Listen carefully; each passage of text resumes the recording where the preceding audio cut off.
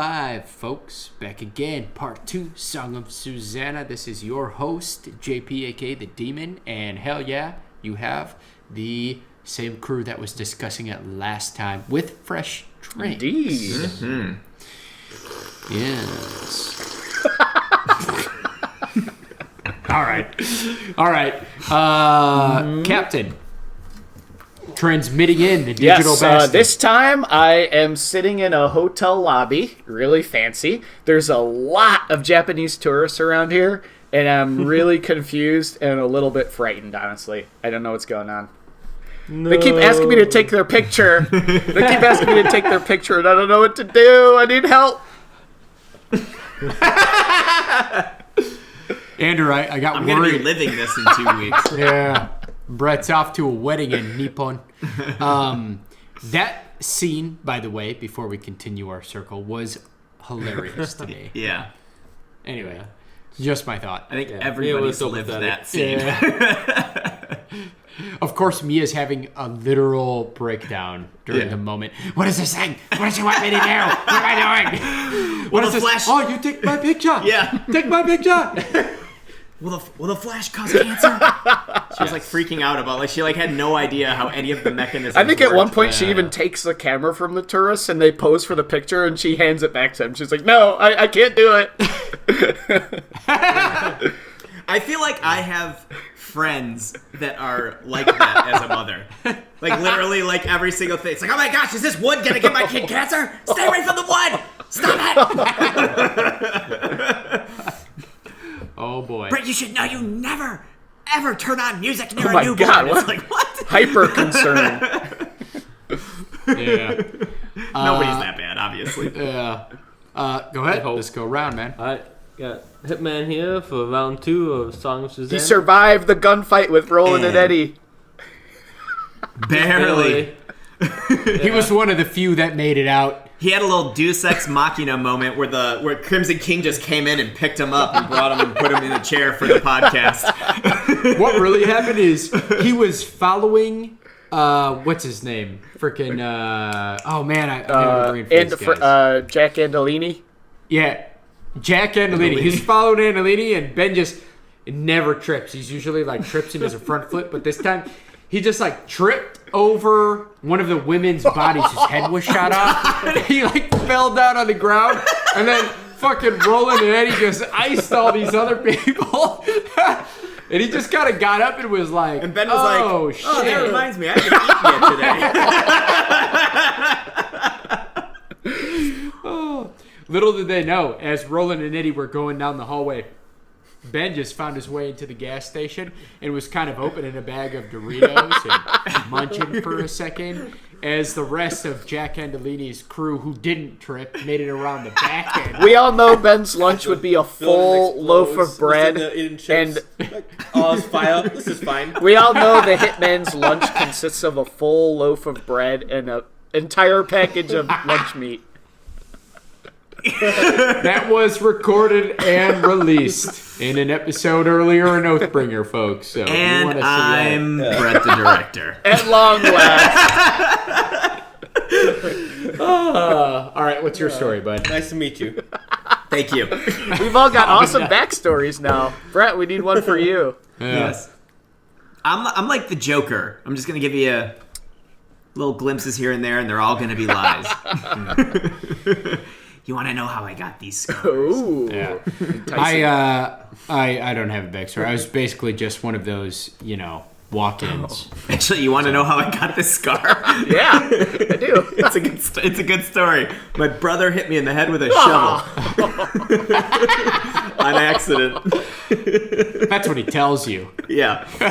Or did he? Man. I thought your face was the ground. Yeah.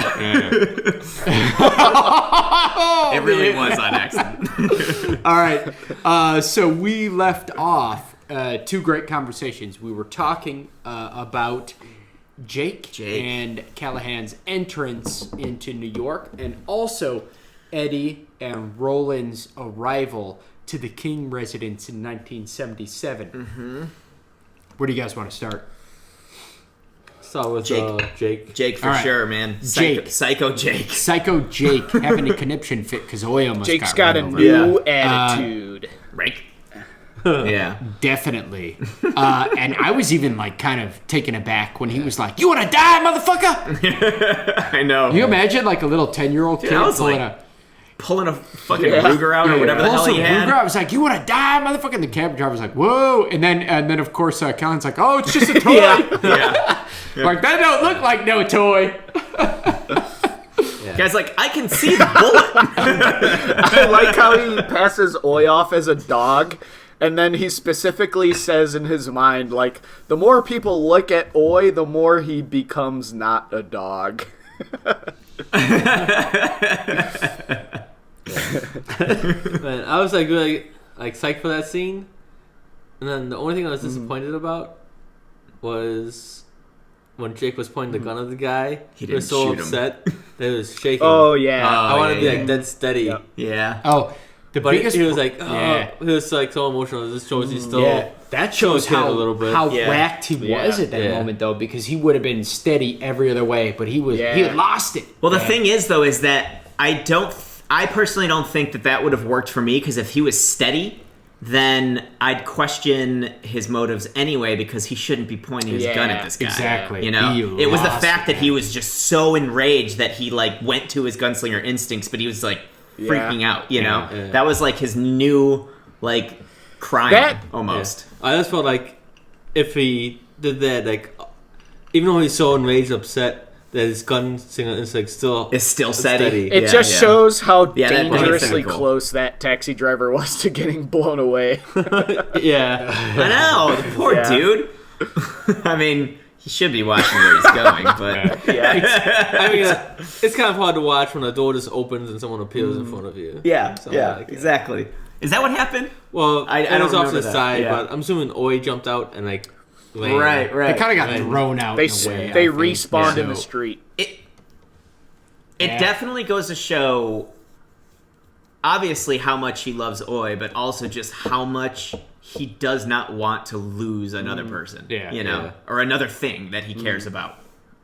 Yeah, Which they're- I Go don't ahead. think is gonna work out in his Yeah. favor. They are on shells, man. So Susannah Mia left. They were on shells. Eddie's on shells. He's about to kill Calvin Tower for his stupidity. Yeah. Jake's on shells. You know, but Yeah, Roland. everybody's like acting so aggressive right now. The man. stakes It's a are tense high. moment. It's definitely Stakes are tense. high. Yeah, I think And he's driving to those stakes. as annoying as Tower is, it's just like, I mean, does he really deserve to die because he's obsessed? I mean, Eddie's like having to really hold himself back from killing that dude. Yeah. I don't think Acknowledge Eddie. He deserves to die from Eddie's hands. Yeah. But like he puts himself in this danger. Like he should know. Like he was there when they were getting shrunken down by the mob, Yeah. and he's like, that wasn't really as bad as it seemed. It's like, Yeah. no, you're seconds away from dying. Yeah. And He's definitely stupid. Or, And he thinks the or mob- acting he's- illogically. the He's mob acting can't in find him. passion's white heat, as they say. Yeah. Yeah. Well, Yeah. that scene was fun, though. Yeah. It was- Jake definitely showed some craziness, which, you know, that's... I was taken I was aback too, by it, yeah. for sure. I- I was like, well, I was like, I was wow, taken aback. Jake. Yeah, but I think it may be something that we need to pay attention to going forward. he's gonna because need it in the Dixie I pig. don't think that this shit is gonna get any easier. Is basically where I'm going No, with that shit. it's not. They really ramp up in this part of the book. They really ramp up the feeling that this is a final showdown. Like when Callahan and yeah. Jake are walking up to Yeah. the barbecue restaurant. They're the Dixie Dixie Pig. Pig. They're just like, dude, we're not gonna make it out of this alive. They Yeah. both know it. And Yeah. and they go anyway. They go without hesitation even. So Yeah. King is definitely ramping it up like, dude, it's gonna go down. And you feel the same way with Susannah too in her chapter. Yeah. You have this Yeah. overwhelming sense of finality. Like the final showdown is right about to happen for some of these characters. Yeah. I mean, it was hinted at when with Roland and Eddie. Eddie was gonna ask Roland a question later, and it says they never got a chance to because death got in the way. I remember that. What does that mean? But it's what open. does that mean? So King is notorious for this. I'm noticing the more King books I read, he puts that shit in there, and you're like, why are you doing that? Like, number one, I could be surprised, but number two, what does it mean? Yeah. Bastard. Like, who's gonna die? Now I know somebody's dying, Yeah. but who? Could it be what I expect? Could it be not what I expect? You know, what does that fucking mean? Yeah. And it means different things in different books. So, but I think we know some. As a reader, you think like, why would you do this to me? This is an agonizing cliffhanger. But as a writer, you're like, dude, that's a really effective way to make sure that your audience is absolutely hooked. And it's still high stakes for you because in order for that prophecy to come true, you're going to have to kill one of your characters. So it's, from a writer's standpoint, like that's going to be a hard thing to do, I think. I want to talk about it from a writer's standpoint, though, because I almost wonder if you leave it out.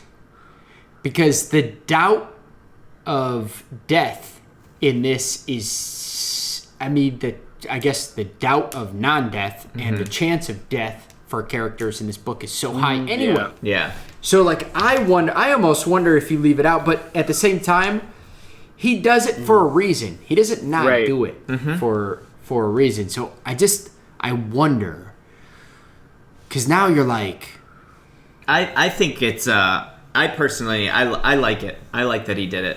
I like that I get to just kind of think like it, because now, like, I mean, it's already kind of that way, but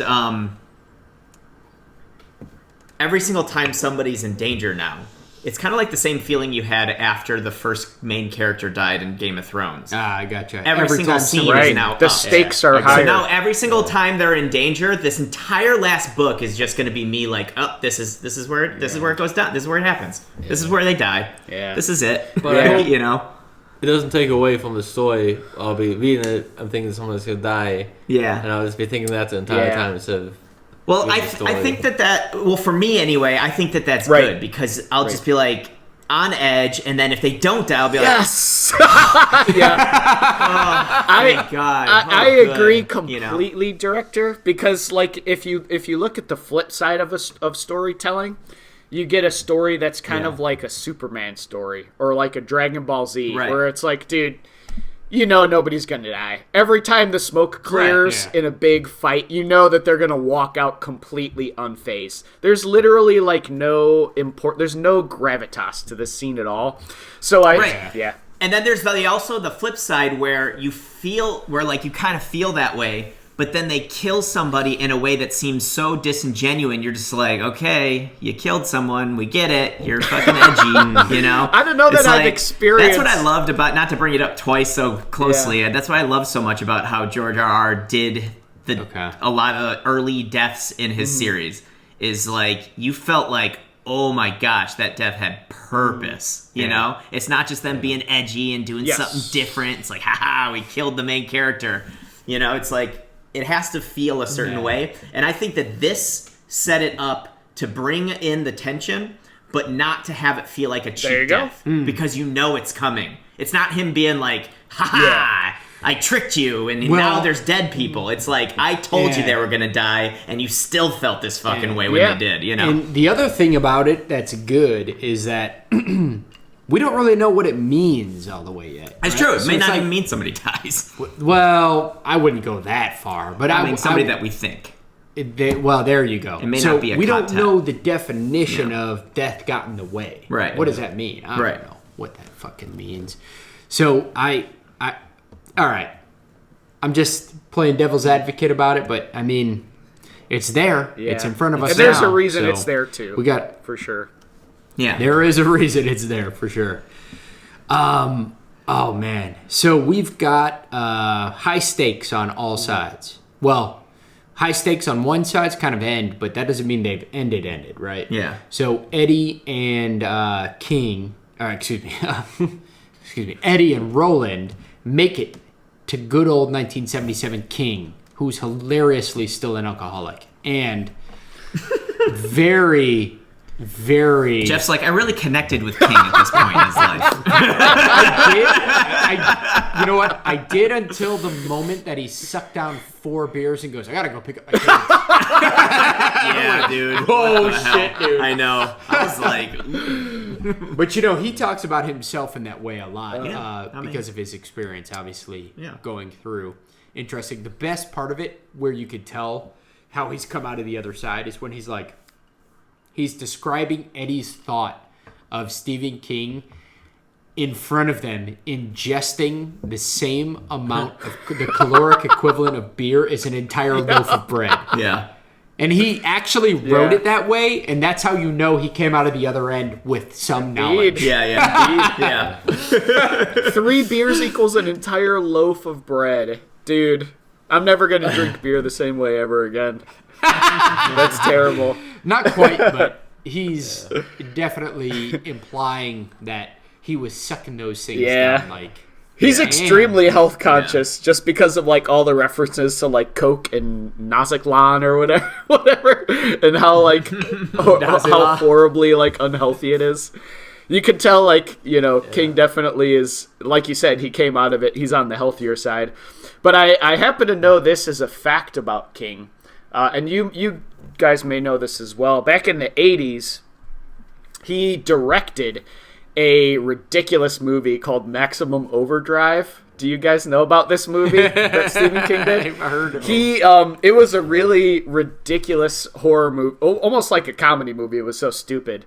But it was a horror movie where machines gain sentience and they turn against people and kill them. And like even machines that don't even have like computer chips in them, like trucks and stuff like that, are like turning against people. It's like, what the heck? Like, how could this happen? and after the movie bombed in the box office and like and it came out 2 years later, Stephen King publicly said like, I have no business directing. I'm a writer at heart.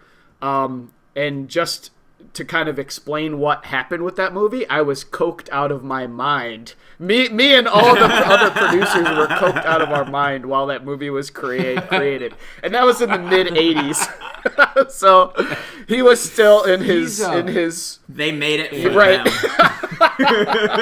them. They did. He's very open about his Addictions. situation with that. He actually talks about hardly remembering many books that he's written. Wow. He's literally talked that about would be scary. Until his family intervened, which is wild. But that's also why he writes a certain way and a perspective that comes from a lot of realism, which is pretty wild. But it's really funny. It is really funny to think about that.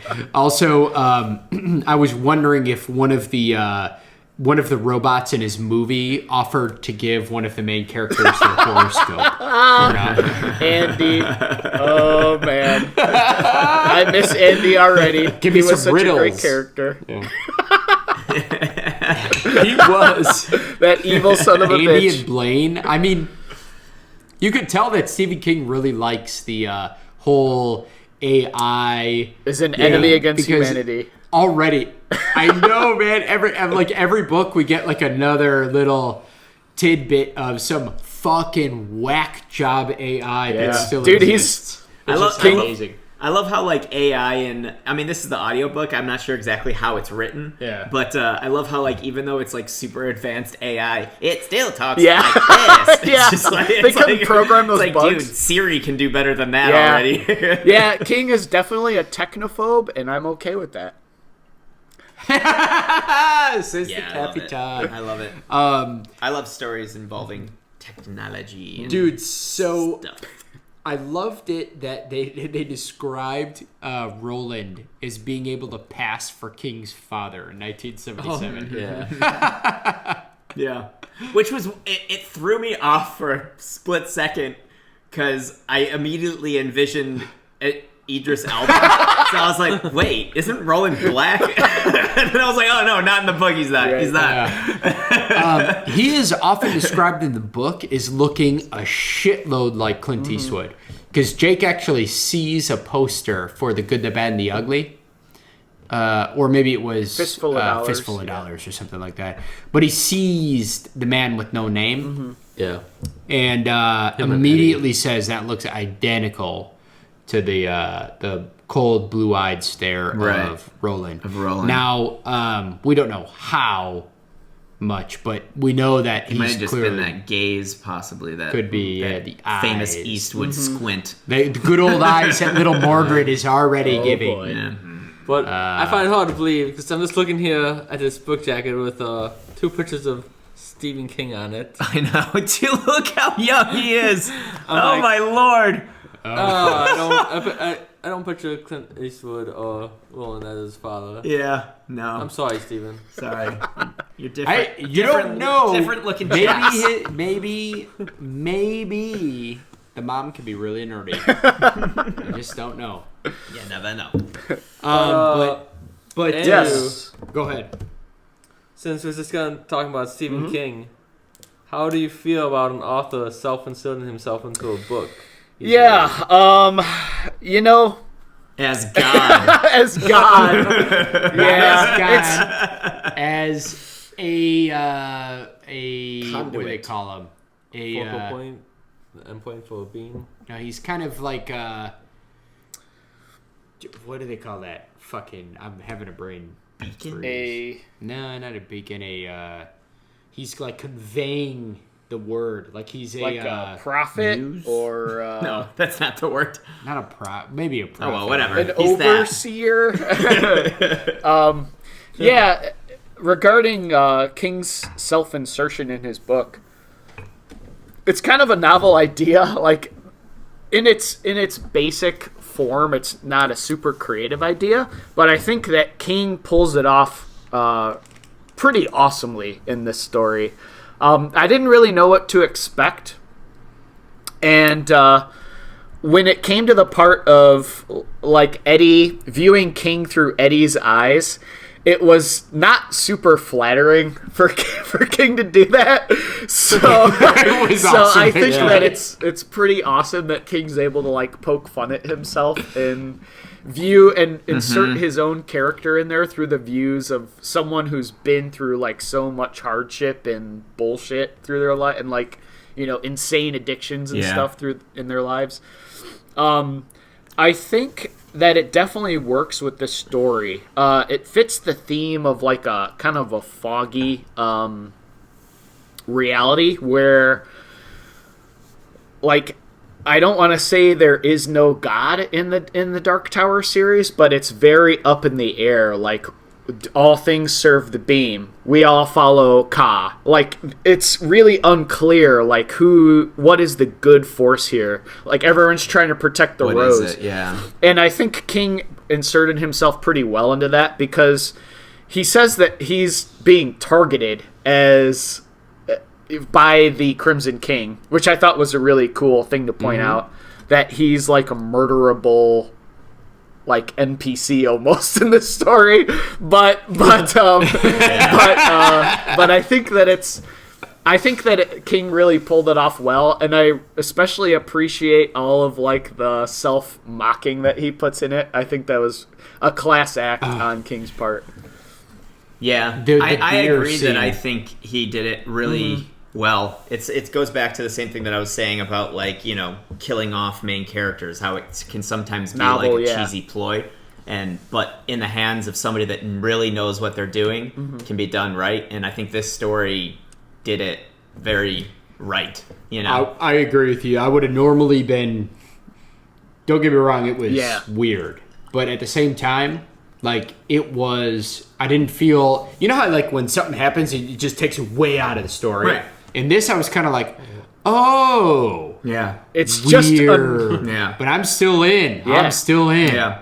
And he basically, I thought it was also weird, the like dynamic too, because it's like, here's Roland, basically kind of, as far as King knows, his creation. It's like his story that he thought of, but like Roland knows kind of more about what's going on than King does. He doesn't know yet because he understands the whole. Just like has blocked it out kind of, and he's like, wash his hands. Yeah. Like he should know more if he like focused on it a little bit. Right.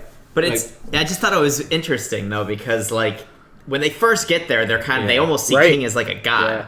You know, They obviously start he's to. not, but they start to see him as like a god. But then here's Roland like explaining to this god how Yeah. things work. Yeah. He's like, Dude. you know, it was really interesting dynamic. I Yeah. They thought. think of him as a god until the moment that they arrive and he sees Roland, and then he runs away briefly, trips over a toy, and then passes out. And then they're like, "Oh, this Yeah, ain't no I god." think it was Yeah. super cool that King put himself in it where he had only written the gunslinger. So he only, Yeah. like King himself as the character in the book, only knows what happens in the first book in the series. Like everything else, King doesn't Yeah. know. So, And actually, I he think doesn't Roland even needs some remember. friends. He doesn't even remember fully what he did in the Gunslinger because Yeah. it's been stuck Yeah. in a drawer in the garage for like a long time. Yeah. So he's like, yeah. "Whoa!" Rather than being a cheap toss away, like, okay, the story's going to come to an end here pretty soon, I'll just come up with some sage character who's going to give them all the info they need. Oh, it can be me because I'm the writer. He doesn't do that. He's like, rather than that, I'll just give them one piece to the overall puzzle that they've been trying to figure out this whole time. And I thought that definitely had a cooler effect. Yeah. So I also have a theory that I just came up with right now that for those of you that have seen the movie The Dark Tower, I have a feeling that the producers went back in time and talked to that exact Stephen King in order to get the scripts for the movie. Don't worry, folks. Amazon Prime bought out the rights and they're redoing it Oh, in a show. nice. Nice. That's what a big coach. We can survive. Hey, we want the rights to this movie. Yeah. And like, okay. Yeah, all right. Oh, man. Let me just have someone go pick up my kid. Yeah, we'll get your kids, so don't worry. Dude. I gotta say though, lot of fun to read that part. Yeah. I thought it was hilarious and different. However, we get the journals at the end. Yeah, that combined with the does. journals. This scene was, for me, amplified in its amazingness. Like how much with the journals at the end. How much is real? How much is fake? And- like how Yes. much is Dude, I'm so glad. I was actually almost on the verge of like skipping the journals too, because I was just like, I don't know if I want to listen, because I look at the audiobook, I'm like, this is like an hour and 30 minutes of his journals. I might just come back and listen to these. But then once I start listening to them, I'm like, oh, these journals aren't real journals. I mean, they probably have some element of reality in them, and they may even be actual journal entries, some of them.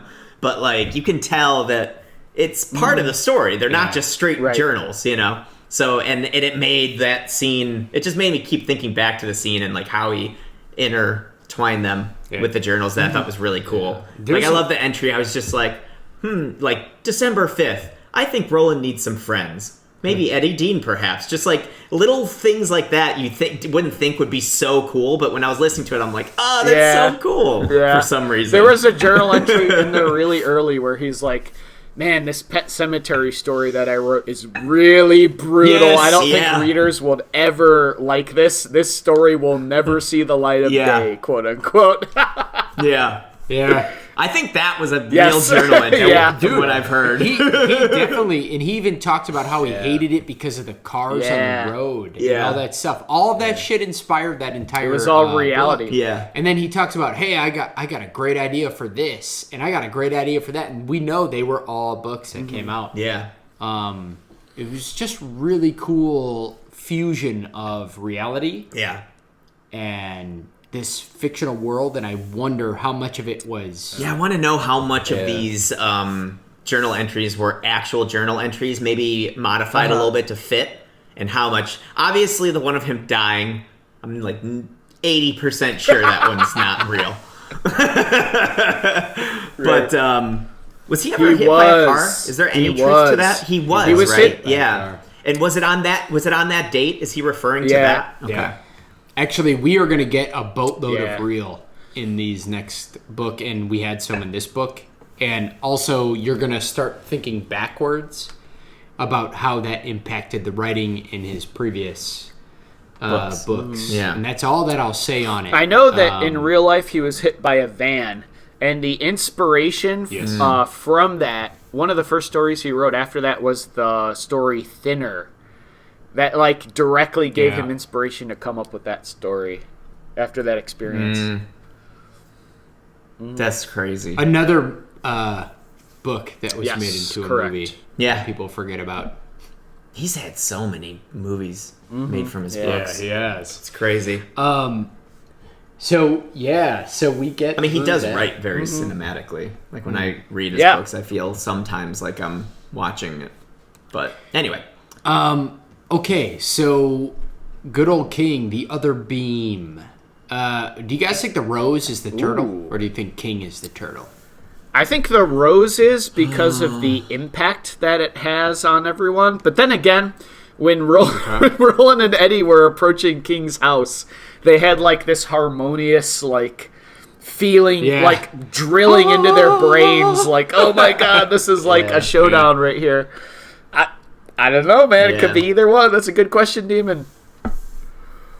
Yeah, I think it's the Rose and King of the separate ends. You talking about the pocket turtle? Well, we know that they might be different ends, though, because we know there's 2 beams left. yeah. But you talking about the pocket turtle?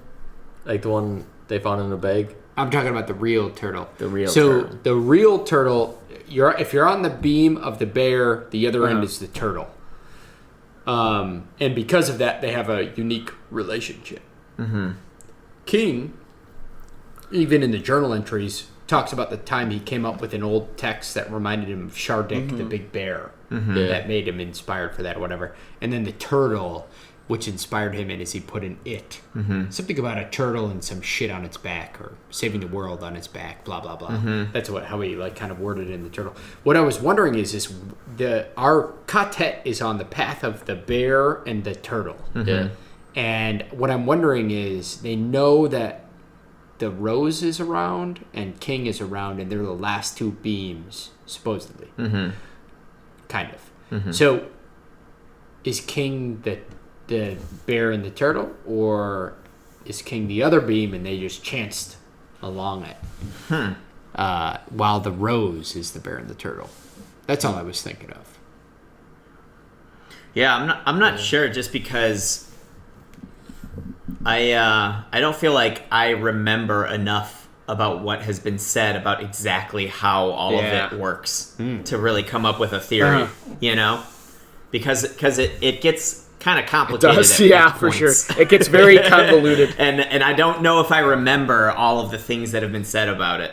We do know that if a beam comes down, all the universes attached to that beam are fucked. Are messed, yeah. So, what about Discordia? Yeah, Discordia. It's said like a bunch of times. Yeah. He keeps saying, "Oh, Discordia." It's kind of like is this new thing in my mind? It's kind of like this thing that came out where they're realizing that Discordia is kind of like the in-between. Yeah. Or if you were in Stranger Things world, you'd be like the upside down. Yeah. I don't know what you guys think about Discordia. that. It seems to have an association with evil for sure, because I think at the very end of the story, Richard Sayer was all about Discordia. I can't remember exactly what he was saying, but you know, him and all of his weird mutant friends were all hailing Discordia or something at the end. His weird rat-headed friends. Him and his splinter buddies. Yeah, man, that was crazy. Dude, that last scene in the story was pretty uncomfortable. And like, even, I can't imagine, like, I'm a guy and I'm picturing myself being uncomfortable in that scene. I can't even imagine what a girl reader must feel like, being like, where you're delivering a baby, you're giving birth, and everyone around you is a murderous demon who is ready to kill you as soon as you give birth. It's like, dude, that is so terrible. Yeah. They're all like, the way he described the super fat, lardy rat face girl with a fake face on, and how you could see them like pulsing in between, and the like bloody breathing hole that they all wear on their head. Yeah. I was like, oh, and then I'm thinking about it, and they call him Loman, and I swear to God, he has a whole trilogy of a guy fighting Loman. And I think it had to do with the death of JFK, actually, too. That book series. I might be wrong about Loman in that particular book, but I thought it was a time travel book with Loman, and actually Hulu did an original series on it where James Franco plays that guy, which I would like to watch and read at some point. But it could also be the Loman were in the car one. Talking about this one? The 11/22/63? That's it. That's 11/22/63. That's with the time travel. It's the beginning of a trilogy that he wrote with having something to do with the assassination of JFK, time travel, and maybe Loman. Maybe. Okay. I could be wrong, folks. And online, feel free to comment and let me know that I'm wrong, because I do need to read these books I'm at interested some about point. that. I have it, but I haven't read it yet. Yeah. So there. Anyway, just not to get too it's off fine. topic. Yeah. But Tying I mean, it would make sense, you know. I know the Loman would show have up made somewhere. it in. Similar to Callahan's Vampires Yeah. making it into a few books. I know the Loman have been in a few books. They brought them in. What I didn't know is that they were rat-like creatures with breathing holes on their heads, which is interesting. All Loman Who eat mutants? babies on a spit. Yeah, man. That was messed up.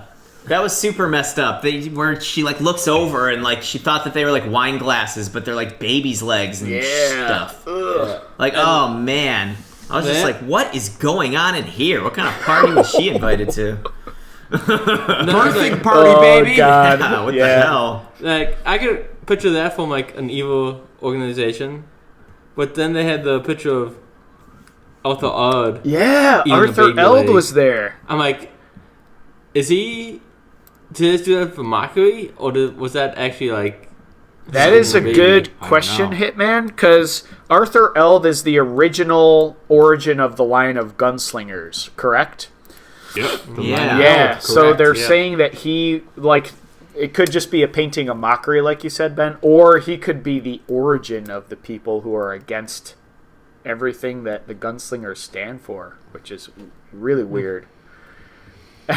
Well, Super weird. yeah, but like, I mean, I don't know. This is like way, way out there, and I don't believe it. But that would also kind of go in line with like why we have this weird feeling about what's his name, about the Men in Black, Walter. But how he's like kind of helping Yeah. Roland a little bit, but also not Yeah. helping him. It's like, what if Roland's like got some like thing that's gonna trigger inside him once he gets close? You know, like he's just been brought up through the ranks, through the lineage, and he just like somebody just has to say like Rosebud, and he just snaps and fucking goes off. Oh, God. In the opposite direction. Yeah. Yeah, now I'm eating baby Yeah. legs. Oh, boy, Oh, that's a man. chilling thought. First I hate the Man in Black, and now I'm eating baby legs. That's a really chilling thought. just yeah.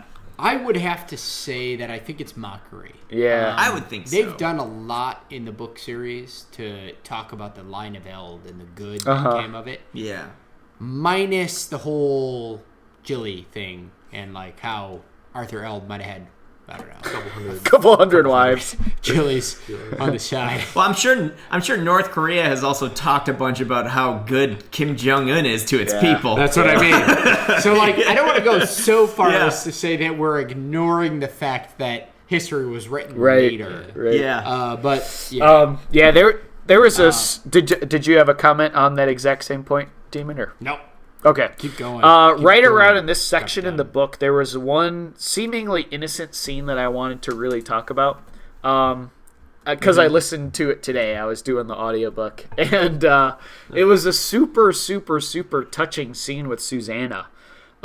It was right when she got off the bus to get into the Dixie Pig.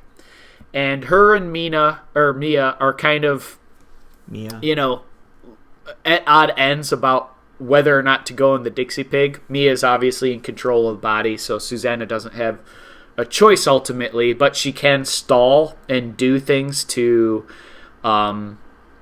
get around Mia's wills. And she pays a guitar, like a street guitarist, some money to play a song, which kind of harks back to a super popular or a super well-known civil rights movement that happened in 1964. I have a couple of the facts here. And King references the 3 activists who were murdered by members of the Ku Klux Klan that summer multiple times in that section in the book. And the character of... And that's real? Yeah, that's a real event. Right. The character of Odetta was part of that sit-in that a lot of the African Americans did at, I believe the actual protest was at Ole Miss, the college Ole Miss. Yeah, I think that's right. They sat in because some white voter activists went down there and were trying to help them out, and then they were murdered by the KKK in retaliation for their actions. And the character of Odetta kind of makes a little bit of a resurface, even though I don't think she ever delivers a single line in this book. She kind of makes a resurfacing in this section of the book in a positive way and a negative way, because Odetta is kind of the one who's able to connect with the musician when at one point in the book they mention that Mia has access to all of Susannah's memories. And at this part, Susannah almost uses that against Mia, and she's like, this is the cause that I stood for, and this is the amazing thing that Odetta did when she was alive. And it kind of brings Mia to like a flabbergasted state where she almost like gives up her quest to go into the Dixie Pig. Yeah. And that part was super, super awesome. But in contradiction to that, they mentioned that Mia was able to get inside of Susannah's body because of Odetta. And I'm wondering maybe if it's because of Odetta's like acceptance and just peaceful nature that a traitor is able to get in and infiltrate it. I don't know. There's a lot of weird associations with that part, and they definitely mention that Freedom Summer event from 1964 multiple times in this section, and I'm like, dude, King is definitely like really incorporating that in for a reason. Yeah. No, for sure. And actually, that song that she sang is the name of the book. Song of Susannah. Yeah. The Song of go. Susannah. And it obviously is very, very important.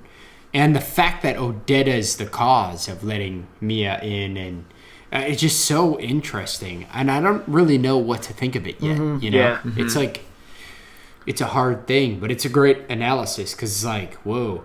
But that also gives her the opportunity to drop Turtle. It does, yeah. That moment. It does. Yeah.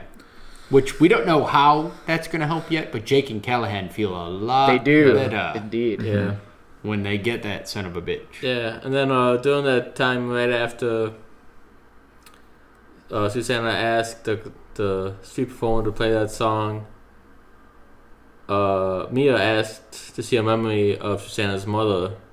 Yeah. And when she saw the memory of her Susannah walking into her mother baking cookies, it just hit Mia so hard, like that's what her mother is and that's what she could be. Yeah. Oh, dude, it was like win and loss. Yeah. Right? She like gave her some, but then gave her enough to go in. And then right when she gets in, of course, she's like, oh, shit. Yeah, immediately. It's like, oh, I've been telling you that for a long time.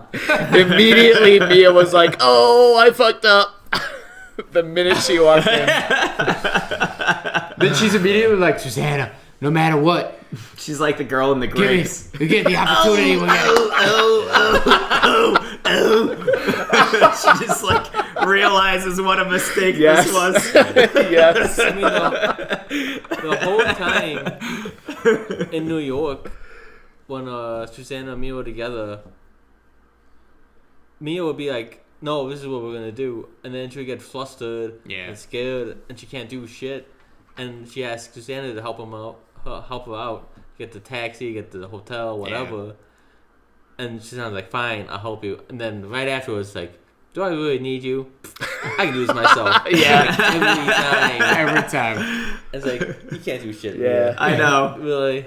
So, well, yeah, everybody can do everything themselves once it's been done with somebody's Yeah. help. Yeah, it's so funny. It's interesting, Yeah. man. So we got to close out with Jake and Callahan Yes. Oh, yeah. going on their suicide run. So Jake gives Callahan the gun after Callahan realizes that he might die and it's a good way to go. And also he's going to take direction from Jake, the 10-year-old boy who's clearly a badass and also a little insane. Yeah. But Jake gives him the gun. He's just on the edge. and he's going to That's throw... all. Yeah, he's on the edge. He's going to throw plates, though. Yeah. So he's got Susannah's plates. Yeah, it turns With out him. that him and his best friend from the Kala went out and practiced. None of us remember his name because... He's dead. Whoops. He's died. But it turns out that he too felt What was his kingship. name, actually? I Ben want to the think about this Younger. for a second. Ben the Younger. Ooh. That's What's it. his name? The kid, Ben. yeah. I don't think that was Ben his name. Ben Slightman Younger. the Younger. Ben Slightman Maybe. Jr. But it also turns out that he felt that kingship with the plates that Susannah felt when she picked him up. That well, right. Yes. Which I would honestly expect of any of the gunslingers. Yeah. Even Eddie, if he were to grab it, even though he loves that sandalwood Yep. grip. I feel that that any of them would have picked up the plates pretty The well. plates of Yeah. Ariza would be a dangerous weapon in any gunslinger's hand. Yeah, this is what I'm thinking. I did like Jake's direction when he told Callahan, "This is what you do. You stay this far away from me. We don't die at once." He just was repeating Yeah, all these yeah, lessons, yeah. and you could just tell, man, this shit's Yeah. ingrained. So if only he makes it to the ripe old age of whatever Roland is, it'd be better. Why did Jake suddenly have a bad Irish accent? I don't know. Just gotta make sure Jake gets to the ripe old age. Yeah, I'm really looking forward Because to Irish seeing, are like old. Since Hey, we're I'm really looking forward to seeing Jake and Callahan storm that tower. yeah, man. Yeah, I'm a little. I'm worried. My thought about Callahan, the priest, storming the tower with a gun, who honestly really didn't want Susannah to kill a demon out of They her. want to abort a demon, which is very different in Christianity. You can kill people, just can't abort. You just can't abort. Even if it's a demon. Yeah. I don't know, man. Demon that was a babies. hard. That was a unique conversation, and I'm interested to see Callahan's mettle in this situation. I mean, we do I know think that he he's killed some already- I think the vampires. point Yeah, he's already is killed that vampires. The baby hasn't had a chance to do anything wrong yet. Yes. Whereas people have chances every day. to do Yeah, but I something mean, wrong. it's not. I'm not a saying it's the baby. right choice. I'm just It's saying not a that. baby. It's Yeah. a demon. Yeah. Yeah. So, But also, Callahan has killed ton of hundreds vampires, of mosquito vampires, Yeah. as So he puts it. he can kill people, Yeah. but can he shoot a gun? Well, he could definitely kill rat people Rat people. and Yeah. lowmen. Yeah. Loman. So, It'll be interesting though. They Keeps are making really, me want noodles. Yeah, they're really building this shit Yeah, up. Hungry. So I don't know, guys. We've got one book left. We got one book left. We're either gonna do it in a half or a full. Okay. Yeah. That's what I say. Okay. So it depends on our progress. I do know for a fact that halfway through this may be a good opportunity. However, if we get through the full bad boy, we got to do it. We got less than 2 weeks to do this. Yeah. out of curiosity, just gotta guys, book it since we're down. kind of wrapping things up, and since we're at a tipping point where a lot of the main characters could die, I just thought of an interesting We gotta take some question Brett that we bets. could Yeah. maybe somehow incorporate into a Brett bet. I was just gonna say the same thing. Yeah. Are there any you hand me characters that, that you guys think are goners for sure or saved for sure? Like, I feel like the most likely character to die is Roland. Roland. Yeah. I think Roland potentially could go.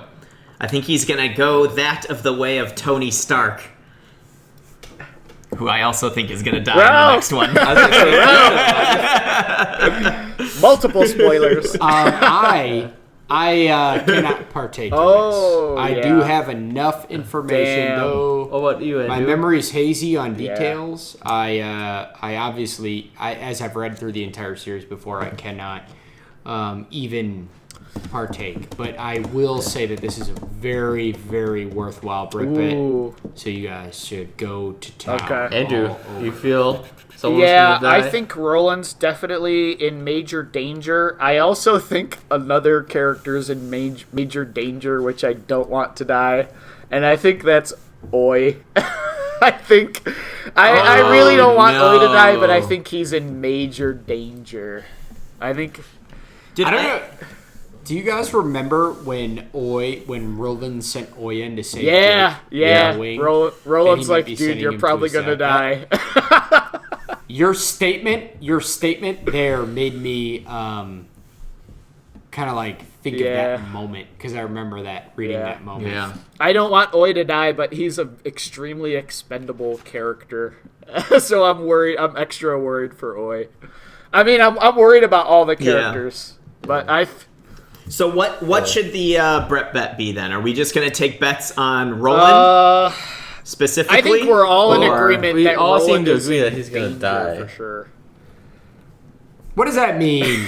Yeah. Let's get Brett Betty about this. Let's do an actual Brett bet. So the exact wording for this specific one, and we can do more if we want to expand it to other characters, but the exact phrasing for this will be, does Roland die Or do you by want the to end? do one shot for every character you believe is gonna Oh die? shit! I like those stakes, Hitman.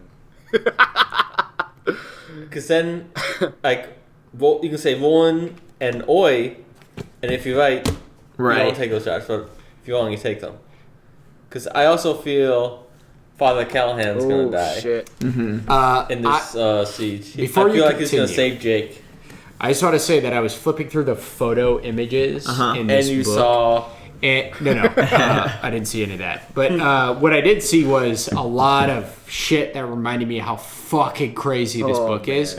And then I was like, oh shit. So I strongly encourage that after we finish this book, if we're Immediately audiobooking start. to come and look Oh, yeah, yeah, these Oh. bad boys. Roland with his. Don't do it now, though. And then about so that's how it ends. about the deaths. Yeah, let's do that. And I will. I have an idea. Why don't you just make a bet after we all make a bet? Well, I want to participate because I can't remember everything, but I can remember some things, and I remember too much. But what I'll do is I'll join one of you. Oh, okay. And I think I'll do it based on the most. Who bet the most? I'll join with them. Okay. It Does that make does, sense? yeah. Well, you're definitely gonna be in on Roland dying then. I think we're all in agreement there. All of us. we're all in Yeah. agreement on that. So, if we're wrong on that, we all have to Correct. drink. We're gonna do drinks Correct. on this one. Yeah. Okay. But since everyone agrees that one's gonna die. Right. We'll do them together. But I said Father Callahan, Andrew saying Oi. But you have another character that's gonna die. There's a part of me that wants to say Susannah. Ooh, interesting. Not wants to, Yeah. but thinks. Interesting. But I think it's too out there to bet on. So I think I'll stick with just Roland Okay. for now. Yeah, forever. Forever. Roland. one- Yeah, I'm just just gonna one do character. Roland. Okay. So all the other ones that fuck man, if they all die, I'm gonna get so drunk. Dude, you would want to get drunk regardless if they all died anyway. I'm not including Callahan in my bet though. Callahan's out. I don't. Okay. I think he's definitely dying, but I don't want to Okay. bet on him. I just want to You bet can on the bet on him. Ka-tet. I want to bet on the Ka-tet, and I think Roland's going to be the Ka-tet. And Callahan. Okay, I'll go Okay. Callahan. All right, Roland and Okay, Callahan. so Brett is also going That was Callahan. me. is Well, let me think about the timeline real super fast. Because when was Callahan saved by Deep No and in the 80s? Early Okay, 80s. so this is the present. So he definitely. Yeah. I thought Callahan was gonna live because he's later saved by Deep No and. Man, already happened. And it's like everyone's dude, gonna yeah, die. I think I'm with you guys. I think he's probably not gonna make it out of there. Flipping from the beginning. So, all right, all three of us say Roland. All three of us say Callahan. All four of us, Jeff's in on this too. I also Yeah. think No, I said Oy I'm is in not with the going to person make who it. bets I'm really the most. afraid. Right. Bets. And we all bet on Roland, so you're in on Roland. I And didn't then- say who. I said most. What about Wait, what? Oi? I'm really scared. I think Oy's not going to make it. I want him to make it, but I don't think he will. I love know, Oi too much I know, to man. love, but I know. Andros, what'd you say? I love Oy. I don't want him to die, but I think that he probably will. So If who else? Roy then? dies, Who Jake else? needs to die. Who I else? know. Those two go hand in hand. Roland and Callahan. You can't Captain have said one Roland live and not the Callahan other. too. Yeah, we all agreed on the people who were gonna die. So you all said Roland and Callahan, but Captain said Correct. also Oy. Yeah. yeah. Boy. That means that I'm drinking with Dross. Okay. Okay. Anyone else? Any takers? I think the other two. I think that's it Okay. for me. But that means anyone else in the Ka-tet that does die, We have to didn't drink. get, we also Correct. have to drink yeah. for. I'm not going to rule that out. You gotta think. Yeah. I'm doing mine in the form of cocktails though. I'll do fast Oh, shit. cocktails. That's Good fair. stakes, We man. could do I'm that. down. This, Down with We'll that. do. How about we'll do Yeah. honorable honorable cocktails depending on the death. Honorable cocktail. Dealer. So basically, when Oi goes, you have to do a dog food cocktail. How about You have to do not a dog. how about food I do? cocktail. How about this is a good one for Oi? Oh yeah, you're right. He called it right. How about this is a good Oh, one for man. Oi? Do a White Russian because it's black Kahlua, white cream, like a raccoon. That's for these guys who didn't say it. wouldn't right? that be for Susannah? Ooh, that also applies to Susannah. So if we're all wrong on her, Yeah. then we all have to do a White Russian. Yeah. I White found Russian. Andrew's Okay. secret. He just wants to drink White Russians. Yeah. So- He's All like, right, it guys. also applies to Jake and Roland. It's got a black heart. Here's the deal. This book is huge. Thick. So what we're gonna do is, no matter what, we're gonna do a podcast on Tuesday. Okay. It's either gonna be half or a full book, depending on people's potential. What I don't want is we got to enjoy this one. Yeah. It's important. So let's try to get it done, and we'll hit it. If not, we'll do a 2-episoder on this bad boy. Sounds good. Sounds good. Good? Yep. All right, folks. We did the Song of Susannah. Susannah. And we are about to start and are very excited. I can't believe that To this is start. coming to an end. It's The Dark Tower. I can no longer tell if I want to accomplish the goal or if the journey has become the goal for me. I am in the same boat, man. I would say that I think Roland feels the Yeah. same way. He doesn't remember anymore. Oh, here's that fucking strawberry. Jesus. Eddie, eat another strawberry quickly. Before you kill somebody. All right, guys. Well, let's, right, folks. let's get Yeah. reading, huh? Until next We'll time. get reading. I'm all out of drinks, but I'll cheers Yeah. anyway. We'll have to get it after the fact. But folks, if you're reading this with us, enjoy the Dixie Pig and the Dark Tower. And the Dark Tower. Bye. Come live. All right, boys. That's another good one on the books. Thanks again for joining us for this episode of Lit Literature. If you liked us, please check out our social media at Lit Literature 1 at Facebook, Twitter, and Instagram. And don't hesitate to join in on the conversation. We appreciate the conversation, the questions, book recommendations, anything of that sort, join in right on the social media websites. And don't forget to check us out at our website, litliterature.com, and our upcoming projects, though there aren't many now besides Lit Literature, you can find at lyket.net, Lyket. We do have a Patreon account, but if you truly want to support us, please like and share. Cheers.